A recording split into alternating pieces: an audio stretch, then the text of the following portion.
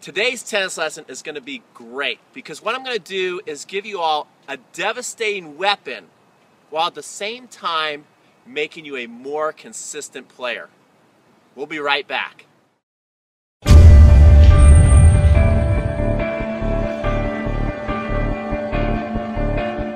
Hey everybody, my name is Peter Freeman with Crunch Time Coaching, and today we're making a video for Tennis One. We love Tennis One. It's an awesome website. And you may be wondering out there, well, Pete, how are you going to teach me a devastating weapon and make me a more consistent player? I mean, isn't usually that when you go for a weapon, you know you're taking on some kind of risk? Well, I think especially back, maybe in the old school days when I was growing up playing, that was definitely true. But one thing I think the modern game has taught us is you can add a devastating weapon and play really, really consistent, almost conservative tennis. And I think the model for this is Rafa Nadal. That big, high, looping forehand. So that's what I'm going to show you how to do today. First, we're going to show you the grip. I'm going to show you the grip that I prefer to hit this with this shot, but you don't necessarily have to do that. Next thing we're going to do is I'm going to talk about the technique, go through that with you on how to hit this shot. We'll do a couple of demos, and then I'm going to give you some homework so you can go out there and practice to develop this really, really devastating shot. Alright guys, so before we get into grips on this Rafa forehand, I want to really make it clear why this is such a great shot, because what you're doing is you're getting this ball really high and it's going to bounce and kick up. And you may not be hitting a bunch of winners on this, but what you will be able to do is set up winners, and you'll be able to create a lot of mistakes, a lot of mishits. You watch Federer play Nadal, and you see how many framers Federer has on that backhand. So it's a shot that allows you to be really offensive. When Nadal's hitting that ball, man, he's hitting that thing, but he's got a lot of margin for error. We know he's not going to make many mistakes in the net because it's going so high, and all that spin is bringing it in. So what grip do you want for this? Well, first of all, it's really the swing path of getting under that ball and lifting. So even if you are somebody who has an Eastern or Continental, you can still hit this high ball, but I definitely think there's an advantage to having a semi-Western grip with this, because now I use a semi-Western grip. I've used both grips in my playing days. I used the Eastern grip growing up, and I've switched to the semi-Western grip. Now I'm teaching this to all the kids, and I find that it's actually a lot easier to hit this with the semi-Western grip. I wish I would have grown up using this grip. So let me show you guys what it is. If you look at your racket, I'm going to show it for right-handers. I'm going to go through the bevel here very briefly.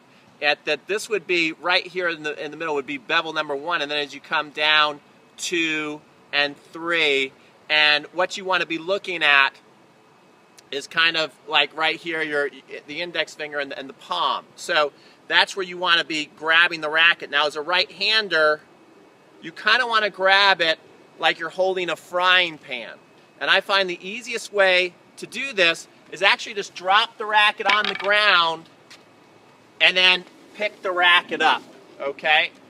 And I like also in a ready position to be flexing that racket up, ready like this. So I'm pretty much done, okay? I'm pretty much done and ready to go. I'm going to switch over now that you understand the grip.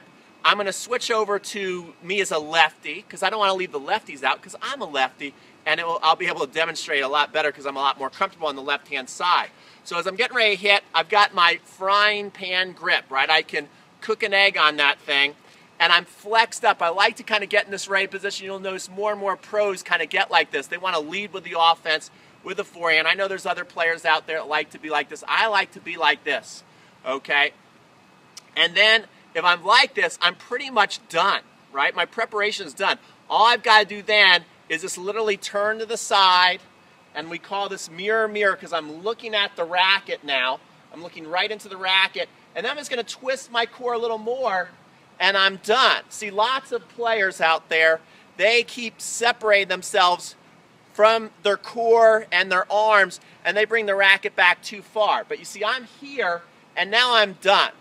And then to hit this shot, I'm thinking about a big drop. A big drop. So we've got the grip.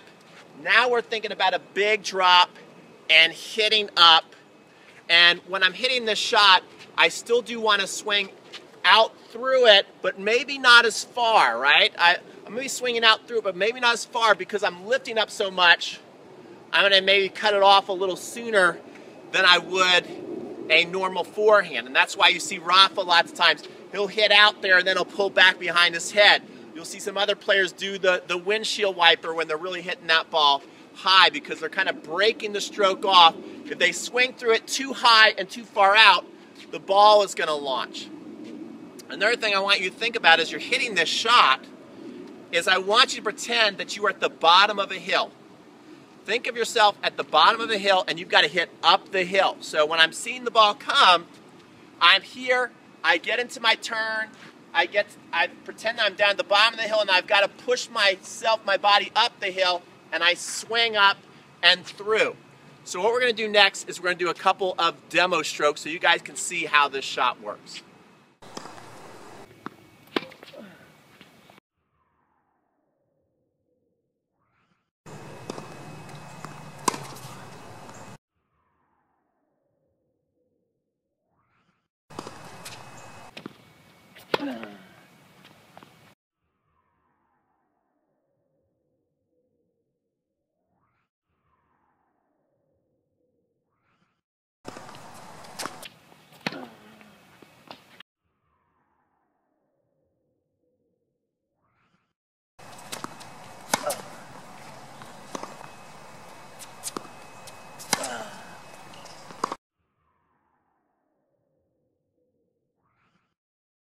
Okay, so what I'm going to do here is a little demo. I know everybody is not a big fan of shadow strokes, but this is one thing that separates you from the pros. The pros work on their shadow strokes, okay? They have perfect strokes, but they still work on their shadow strokes.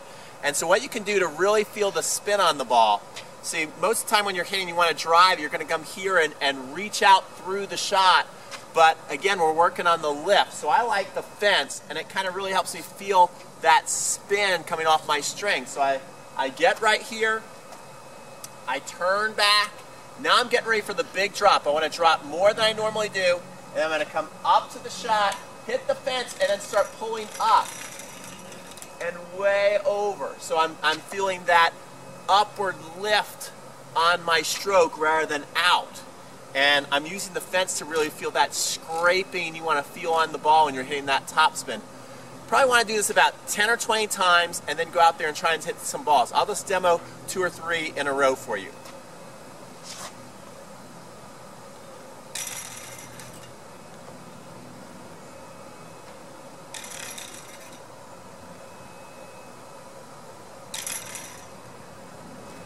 And that is one of my favorite exercises, to really feel that lift on the ball. Believe it or not, a 7-year-old, Victor Pham showed me that. I think now he's top 30 in the nation. He showed me that when he was 7 years old. He just went to the fence and started doing that. And I thought, man, that is really cool. And that kid had some big spin. All right, so going to be back with our next homework assignment.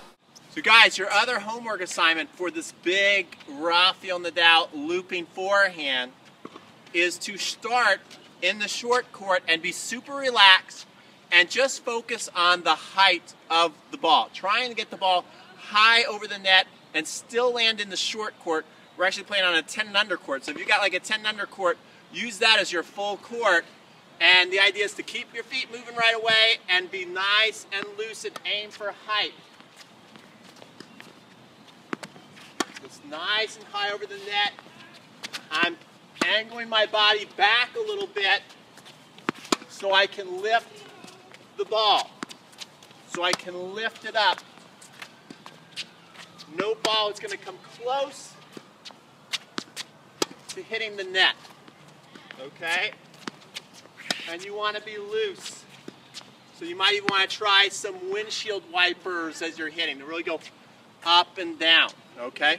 Then once you get that going, then you're going to go back to the baseline and do the same thing. Don't focus on pace. Just focus on height and spin.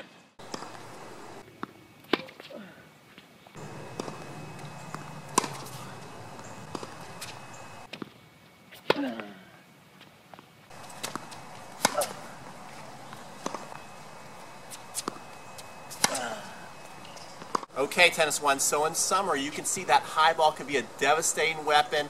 It's going to create lots of mistakes from your opponent and set up lots of winners for yourself. So you're playing offensive tennis, but keeping a lot of margin for error on the ball. What you want to think about is maybe considering going to the semi-western grip. That will give you more spin automatically.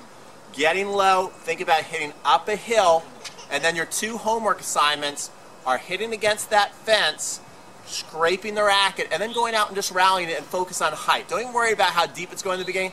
Just try and get the height off the ball, and then you're going to lock into a shot that's comfortable for you, and you're going to go out and beat up on your opponents, and you're going to give me, Pete, from Crunch Time Coaching, all the credit, and Tennis One.